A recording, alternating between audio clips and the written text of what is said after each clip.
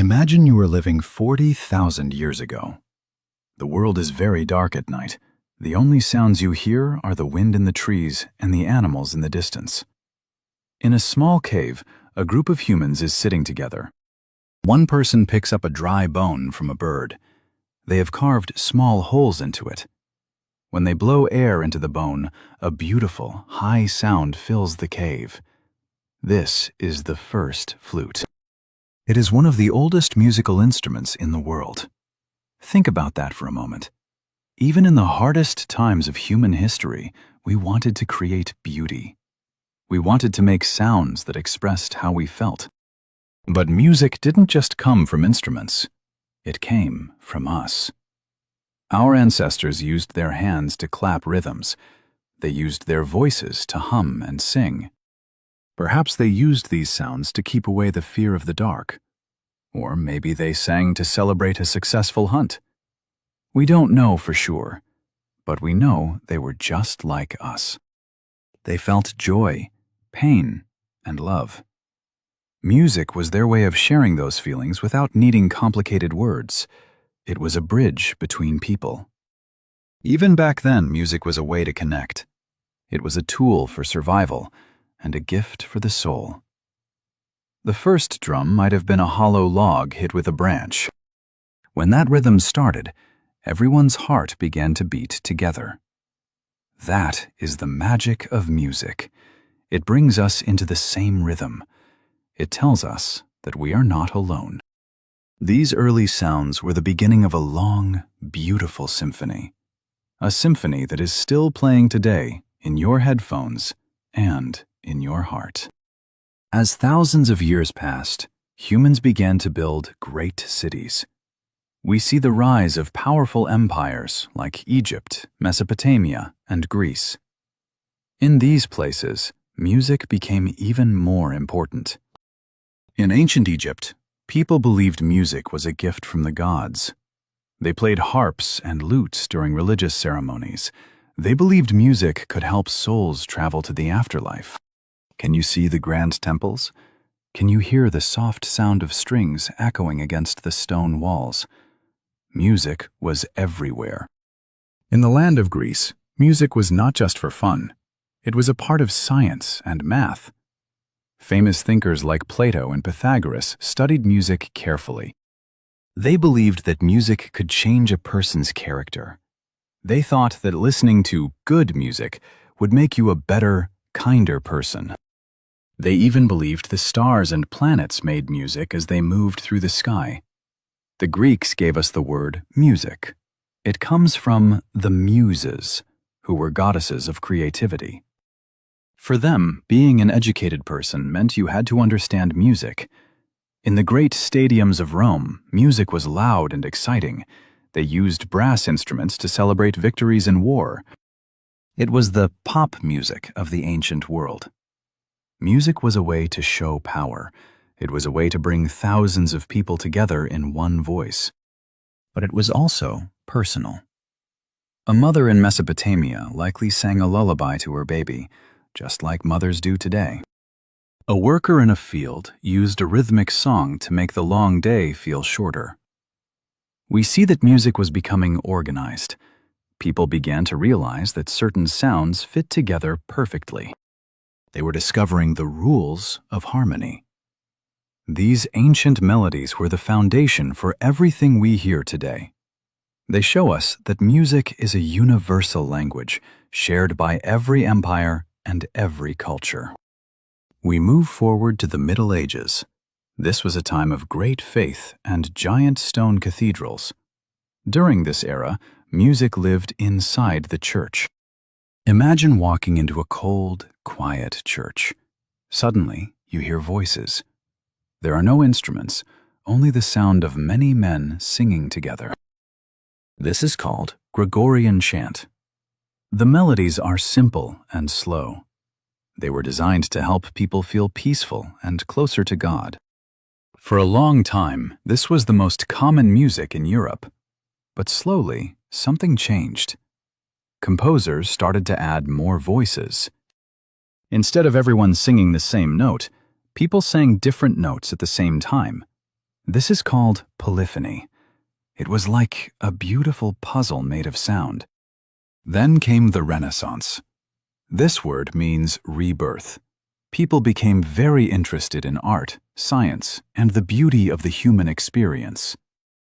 Music moved out of the church and into the royal courts. Kings and queens hired musicians to play at their dinner parties and dances. The instruments became more modern. We see the early versions of the violin and the guitar. People started to write songs about love, nature, and daily life. This was the time of secular music, music for the world, not just for the church. It was bright, fast, and full of energy. Musicians began to travel from city to city. They shared their songs and learned new styles from other countries. Music was becoming a global conversation. The Renaissance taught us that music could be complex and intelligent, but also fun. It showed that music could express every part of being human. It wasn't just about prayers anymore. It was about the joy of a dance and the sadness of a broken heart. We were learning to tell our own stories through melody. Now, my friends, we enter the time of the great masters. First, we have the Baroque period. Think of this style as very fancy and decorated. Imagine a room filled with gold and giant paintings. The music was just as detailed. This was the time of Johann Sebastian Bach and George Frederick Handel. Bach was a genius who saw music like a perfect math equation. His music was very complex, but it also felt very powerful. He wrote thousands of pieces of music. During this time, the orchestra was born. This is a large group of musicians playing many different instruments together. It was a massive wall of sound. After the Baroque period came the Classical era. This style was different. It was clean, balanced, and very elegant. Think of a beautiful white marble statue. This is the music of Wolfgang Amadeus Mozart and Joseph Haydn. Mozart was a child prodigy. He started writing music when he was only 5 years old. His melodies are famous because they feel so natural and perfect. Then came Ludwig van Beethoven. He was a bridge between two worlds. His music was louder and more emotional than anyone had heard before. Did you know that Beethoven started to lose his hearing? It is a very sad story. Even when he could not hear anything, he continued to write masterpieces. He wrote music from his heart, not just his ears. This changed music forever. It became about a single person's struggle and triumph. The Classical era also gave us the symphony and the opera. Opera is like a movie, but everything is sung. It was full of drama, costumes, and big emotions. Music was now a professional art form. It was performed in big concert halls for hundreds of people. It was a grand celebration of human ability. The world began to change. Machines were being built, and cities were getting crowded. In response, musicians turned to their feelings and to nature. This is the Romantic Age. In this time, rules were not as important as emotions. Composers wanted to make you cry or make you feel like you were walking through a dark forest. Imagine a quiet room where Frédéric Chopin plays his piano. His music is so beautiful and poetic that it feels less like a performance and more like a secret being whispered in your ear. Then there was Pyotr Ilyich Tchaikovsky from Russia. He wrote the music for the Nutcracker and Swan Lake. His music is grand, dramatic, and very colorful. During the Romantic Age, music became like a storybook. We call this program music. The sounds were meant to describe a specific scene, like a storm or a dream. Orchestras became much larger. Composers added more brass and percussion to make the sound even bigger and more exciting. Music was also used to show love for one's country. This is called nationalism. Composers used folk songs from their own lands to create a sense of pride. Everything was about more. More sound, more feeling, and more drama. It was a very intense time for music. You see, music was no longer just about being perfect, like in the classical era. It was about being real. It was about the passion of a hero or the pain of a lost love. The Romantic composers were the rock stars of their time. People would travel for miles to hear them play. They were famous for their big personalities. This era taught us that music is a mirror for our inner selves. It can capture feelings that we cannot put into words.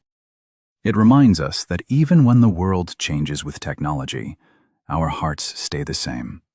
We still need to feel, and we still need to dream. As we enter the 1900s, the world feels very fast. People are moving across oceans. Cultures are mixing in new ways, especially in America. In the city of New Orleans, a new sound was born: jazz. This was a revolution. Jazz was built on improvisation. This means the musicians would make up the music as they played. They didn't just follow notes on a page, they followed each other. Jazz came from the African American community. It mixed African rhythms with European instruments. It was the sound of freedom and creativity. At the same time, we hear the blues. The blues is about the struggles of life. It's about being tired or poor or having a broken heart. But even though the lyrics were sad, the music made people feel better. It was a way to share pain so it didn't feel so heavy. Then there was folk music. These were the simple songs of the people. They told stories about workers, families, and the history of the land. Folk music used simple instruments like the banjo or the acoustic guitar. It was music that anyone could play on their front porch. These new styles changed how we think about rhythm. The beat became very important. People wanted to move their bodies and dance. The 20th century also brought the invention of the radio and the record player. For the first time in history, you didn't have to go to a concert hall to hear music. You could listen to music in your own home. This made music a part of daily life for everyone, not just the rich. Music was becoming a powerful tool for social change. It was used to speak out against unfairness and to bring different groups of people together. It was a time of loud voices and new ideas. The world was waking up to a brand new rhythm. By the middle of the 20th century, something electric happened. Literally. Musicians started to use electric guitars and amplifiers. This was the birth of rock and roll. Can you imagine the shock people felt? The music was loud, fast, and full of energy. Artists like Elvis Presley, and later the Beatles, became global icons. They weren't just musicians, they were symbols of a new generation. Rock and roll was the voice of young people. It was about breaking rules and having fun. It changed fashion, language, and the way people lived. Then came pop music. Pop is short for popular. These were songs designed to be catchy and easy to remember. This time in history is famous for great artists like Michael Jackson and Madonna. They used music videos and giant dance shows to reach millions of people all over the world. In the 1970s and 80s, technology changed again. Computers and synthesizers allowed people to create sounds that had never existed in nature. Electronic music was born. You could make a whole song in a small room with just a few machines. This made music more democratic. Anyone could be a creator. Music also became more diverse. We saw the rise of hip-hop, which used sampling to create new tracks from old records. It was a new way of storytelling through rhythm and rhyme. Music was now a massive global industry. A song written in a bedroom in London could be a hit in Tokyo the next day. Television and movies used music to make stories feel more powerful. Can you imagine your favorite movie without its theme song? It wouldn't be the same. The Electric Age showed us that music has no limits. It can change as fast as technology changes. But even with all the loud guitars and computer sounds, the goal was the same: to connect with people and make them feel something. And now we are here in the present day. Think about how you listen to music right now. You probably have a smartphone in your pocket. With one click, you can listen to a song from 300 years ago, or a brand new song from a country you have never visited. This is the streaming age. Today, music has no borders. A singer from Korea, K-pop, can be the most famous person in Brazil. We are blending genres like never before. A song might have a classical violin, a heavy hip-hop beat, and a folk melody all at once. We are living in a global symphony. But what about the future? Some people use artificial intelligence to help write songs. New instruments are being invented every year. Will music change? Yes, it always does. But will the reason for music change? I don't think so. As long as there are humans, there will be music. We will always need a way to celebrate when we are happy. We will always need a way to find comfort when we are sad. Music is the heartbeat of humanity. It is the story of our journey from the cold caves of the Stone Age to the bright lights of the modern stage. It is a gift that we give to each other. It is a language that everyone understands, even if they don't speak the same words. So, the next time you put on your headphones, take a deep breath. Remember the bird-bone flute. Remember Mozart and the blues singers. Remember that you are part of this story too. Every time you hum a tune or tap your foot to a beat, you are keeping the history of music alive. Thank you for joining me on this journey today. Keep listening, keep singing, and keep dreaming. Until next time, my friends, goodbye.